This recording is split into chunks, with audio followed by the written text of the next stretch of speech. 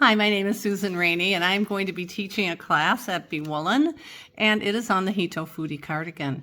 I have made 6 going on 7 of these cardigans, and each time I make one, I am more amazed at how just beautifully this is designed. It's really intriguing. It's a very different kind of approach to knitting a cardigan, and I think you'll find it really fun. So what we're going to do is just start by walking through the first steps of how to get going with your cardigan. And all I can say is it's a very unusual construction. And so just trust the pattern. Just follow the pattern, do what she says, and everything will be fine. Now we are going to be starting with a provisional cast on, and what the directions say is to knit into the back loop of a crochet chain. And that has some problems, and so I'm going to show you a different way to do your start. Before you get started, you have to know what size to make, and the best way to figure that out is to look at the back measurement from around the underarm, so between armpit to armpit across the back, and including some ease. So what I recommend is measuring your bust and dividing that in half. If you are really busty, that may give you kind of an off-kilter measurement, but have someone measure you armpit to armpit across the back and allow 2 to 4 inches to that measurement. And then the other measurement that's important is your upper arm measurement. And in fact, this is crucial to the fit of the Hito. And I think that what happens is most people make that too short and it doesn't fit as well as they would like. It fits a little tight in the arms. And part of that is because the arms kind of go up and over the shoulders. So you need that to be very generous. And we'll talk about that more in the second video, but it is an important measurement. So what she says to do is just make a chain, and this is just a simple crochet chain. And if you know, a lot of knitters are not used to crocheting, and this may be awkward to even do a crochet chain. Hopefully you can do this level of crochet. And what she would have you do is knit into that back bump. And what happens when you knit into that back bump is that sometimes you go into the wrong space, you split the yarn, that kind of thing. So it's easier to put that bump onto the needle so it's easier to knit, and that is what I will show you right now. So you start by crocheting a few chains just to get going. And so, you know, just under, pull it through, under, pull it through until you have a little tail. Then what you do is you take your knitting needle. Now I am using a bigger knitting needle and bigger yarn because it's easier to see. For the Hito, you are going to be using fingering weight yarn for your Hito. So I recommend using waste yarn that is similar in weight. So for instance, this waste yarn would be perfect. It is smooth, it is cotton, which I recommend, it is strong, and you always want to use a contrasting color. So you want to make sure that that waste yarn really does pop, so you know which is waste yarn and which is your real yarn. So what you do to do this cast on is and this is awkward, so this takes some practice, you hold the tip of your needle and the tail between your thumb and middle finger of your left hand, tension over your index finger. The yarn is behind the needle, the crochet hook with the loop on it is in your right hand in front of the hook. So the yarn is behind, the hook is in front. You go across the needle, grab the yarn just like a regular chain, bring it through, and then put the yarn to the back again. Go under, bring it through, and back and over. So what we are doing is we are putting that bump right on the needle, and that makes it easier to count and it makes it easier to knit. So what you do is you cast on the number of stitches that you're told to do in the pattern. You just keep doing that. Like I said, for a knitter who is not a crocheter, this is very awkward because you're trying to hold all this stuff at once. So what I have found is just holding the tip and the tail together, anchoring those, because you need tension on this yarn in order to get the stitch made. So you go through, up and over, and once you get going and you get a rhythm, it's pretty easy to do. So you keep going that for as many stitches as you need, and then at the very end, instead of going around the back again, you just do a couple of crocheted chains just to have a little tail on each end. And then what I would recommend that you do is you cut your yarn, your waste yarn, and pull it through. That anchors it. That keeps it from unraveling. This is the end that we are going to unravel from. But when you get going and you've got all this stuff and you're coming back to look at it, an easy tip is to put a clip-on marker in that last loop so that you know which end you are going to be unraveling from. This will help you later on in future steps. So what the pattern says to do is to do 2 chains, one short one and one long one. Now the short chain would be much longer than this. It's the number of stitches you need for your sleeve. And I recommend considering adding 12 stitches, which is 1 repeat, to your sleeve, because for the most part I found that the sleeves are too short for most people. So you would add 12 to both chains, and we'll talk about that in a second how that works. But so you have a short chain and a long chain. What I did is I just made 2 relatively short chains because I'm just trying to demonstrate. So I did them in 2 different colors so that you can see. It doesn't matter which you do first, because when you're on a circular, however you have them arranged, they will work, because we can always slip them around to the other end. So what you do to start is you do your 2 chains, the long one and the short one. They're on your circular needle, and you start by knitting across, just plain knitting across the short chain. So I am going to do that now. So I have knit across my short chain.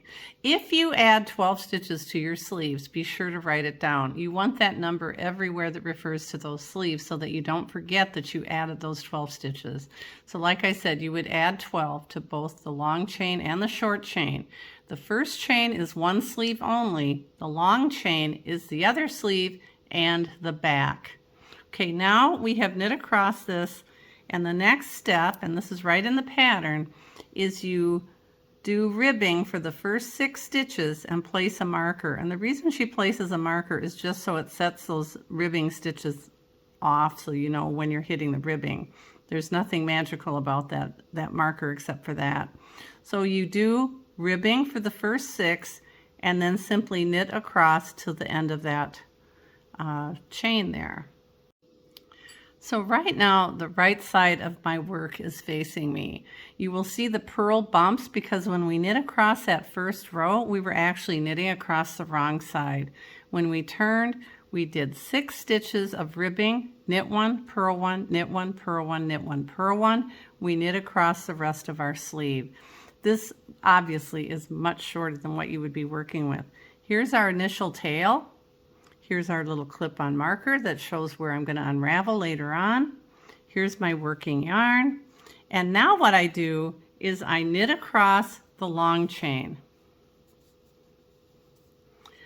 I don't turn, I don't do anything. I just start knitting. Now what I'm doing actually is knitting across the back of my sweater. Like I said, this design is so unusual that you don't know where you are, and all of a sudden it all comes into place and it makes sense. So I knit all the way across to the end of that row. This is a setup row, and you notice I've just knit right across that gap. You don't have to do anything there. You just knit across as one row. The only reason these 2 chains are split is because later on we will be unraveling them at different times. We will unravel the short one first, then we will unravel the long one. And so they're separate in order to help make that easier. So you knit across this one till you get to the end.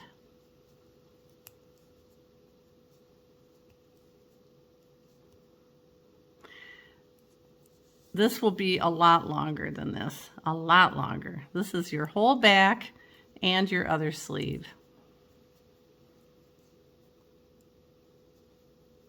So like I said, I am on the right side. When you get to the end, don't work ribbing because you don't have any stitches yet. These stitches that are on waste yarn are not real stitches yet.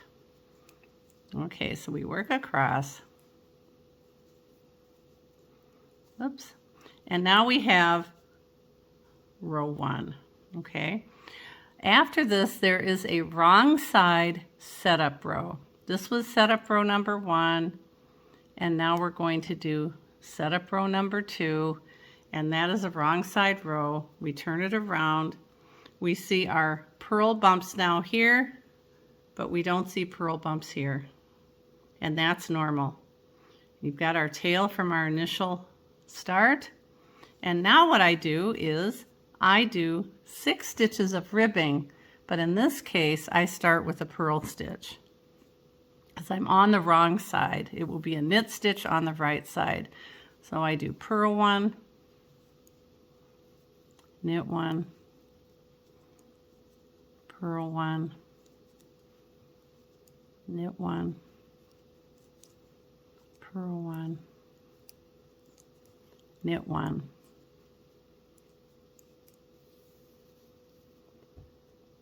And now we are going to start establishing the pattern itself. And to do this, it says you purl 5, knit 2, purl 10, knit 2 until you, oh, we should place a marker here too. Place a marker. That's for the ribbing. And then I start establishing the pattern. Purl 5, knit 2, purl 10, knit 2, purl 10, knit 2, all the way to 5 stitches before the last marker, which is the marker for the ribbing, purl 5, and then I do the ribbing at the end. Okay, so here we have our second row is done, the wrong side setup row. We have our ribbing on each end. Now the ribbing on this end and the ribbing on this end are the sleeve edges. They are the cuff of the sleeve. This is now knit in a complete rectangle, and as of this row on, you are going to start doing the chart and knitting the 8-row repeat as many times as you need between these 2 markers. There are 12 stitches in the repeats. So here is what that looks like. You can see it here. And so that's what your knitting is going to look like. This is where you knit it to the depth of your arm circumference. And like I said, I would knit to that circumference. If your arm, upper arm, when you hold it close to your body, measures 13 inches, I would get to 13 inches in your rectangle and add a repeat after that. You do not want that to be skimpy. It will be too tight. So at the beginning of every row, there is a slip stitch that gives you a cute little edge on that sleeve, because that sleeve edge is showing. That is the edge of your sleeve. And so you want that to look nice. And what she does is only on the beginning of a row. At the end of the row, you just work the ribbing as it is set. So this is a right side row. And what you do is you slip the first stitch. Now this is for the right side row only. You slip the first stitch as to purl with the yarn in front, and then you purl the next stitch because the next stitch is a purl. So you purl that stitch and then you knit. You just go in pattern. And at this point, when I get to my marker, I will be starting my lace pattern, and that is chart A. And she has it both charted and she writes it out line by line. So you have both options. That's on page 2 at the bottom of your pattern. I'm going to work across to the end and show you what to do at the beginning of a wrong side row, what you do with that slip stitch. So now I'm at the end of that row. I'm working my pattern, which I'm not really, but I would be. And I get to the marker, I slip the marker, and I do that last 6 stitches in ribbing. The reason I cannot show you the chart and show you the stitches for the chart is because of copyright. I don't want to have her chart on my video. It's just not good to do that. So, okay, so I get to the end of my row, I knit my stitch, and I turn my work, and now I'm on the wrong side. And what I do on the wrong side is I slip the first stitch as to knit with the yarn in back. So as if I was in a position to knit, I have my yarn in the back, I slip that stitch as to knit, and then I knit one. So in other words, whatever that second stitch is, that's how I slip the first stitch. If the second stitch is a purl, I slip as to purl. If the second stitch is a knit, I slip as to knit. And what you're going to get is this cute little bump. The edge has this, you'll see these cute little bumps that are on that edging. And that's how you just keep going all the way. And you work that rectangle. So you'd look at the chart and work the repeats. There will be a set number of repeats for your size. And if you added 12 stitches, you added 1 repeat to each sleeve. And that's the end of this video. So the next video is Hito Unchained. What do I do to release my chain and continue on with my Hito?